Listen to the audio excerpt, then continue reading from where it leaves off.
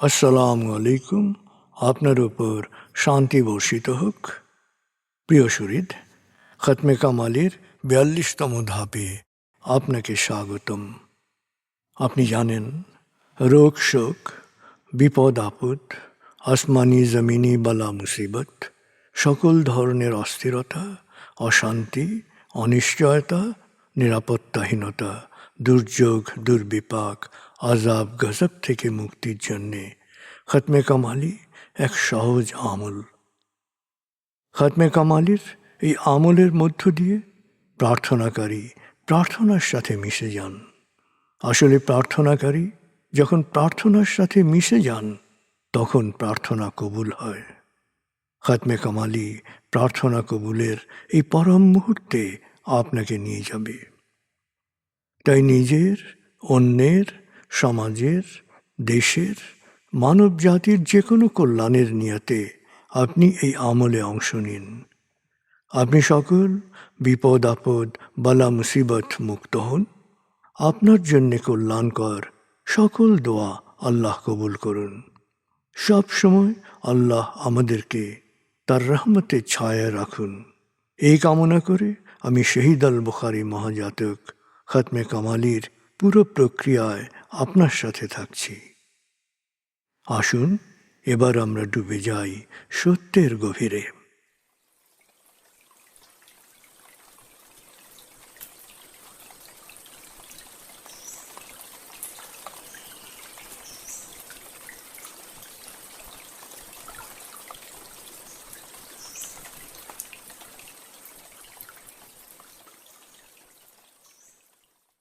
হে আল্লাহ, বিতাড়িত শয়তান থেকে আমি তোমার আশ্রয় প্রার্থনা করছি। দয়াময় মেহেরবান আল্লাহর নামে। আয়াতুল মুলক। হে আল্লাহ, সকল ক্ষমতার মালিক, তুমি যাকে ইচ্ছা ক্ষমতা দান করো, যাকে ইচ্ছা ক্ষমতাচ্যুত করো, যাকে ইচ্ছা সম্মানিত করো, যাকে ইচ্ছা অপমানিত করো। তুমি সর্বশক্তিমান, সকল কল্যাণ ও মঙ্গলের আধার। তুমি দিনকে ছোট করে বড় করো রাত, আবার রাতকে ছোট করে বড় করো দিন। তুমি প্রাণহীনে দাও প্রাণ, আর প্রাণবন্তকে করো প্রাণহীন। তুমি যাকে চাও বেহিসাব রিজিক দান করো। সূরা আলে ইমরান আয়াত ২৬-২৭। আয়াতুল কুরসি। আল্লাহ ছাড়া কোনো উপাস্য নেই। তিনি শাশ্বত, চিরঞ্জীব, বিশ্ব প্রকৃতির সর্বসত্তার ধারক। তিনি তন্দ্রা নিদ্রাহীন, সদা সজাগ, মহাকাশ ও পৃথিবীর সব কিছুর মালিক। তার সদয় অনুমতি ছাড়া তার কাছে সুপারিশ করার সাধ্য কারো নেই। দৃশ্যমান বা দৃশ্য, অতীত বা ভবিষ্যৎ, সৃষ্টির সব কিছুই তিনি জানেন। তিনি যতটুকু জানাবেন, এর বাইরে তার জ্ঞানের সীমানা সম্পর্কে ধারণা করা কারো পক্ষেই সম্ভব নয়। তার আসন, তার কর্তৃত্ব পৃথিবী ও নভমণ্ডলের সর্বত্র বিস্তৃত, আর তার সংরক্ষণে তিনি অক্লান্ত। তিনি সর্বোচ্চ, সুমহান। সূরা বাকারা আয়াত ২৫৫।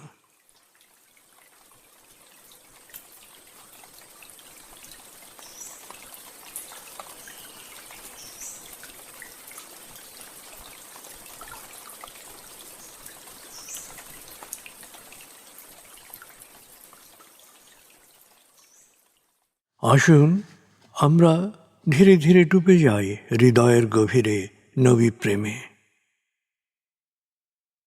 বলগল উলা বিকমালিহি, কশফত দুজা বিজমালিহি, হসনত জমিও খিসালিহি, সল্লু আলিহি ওয়ালিহি।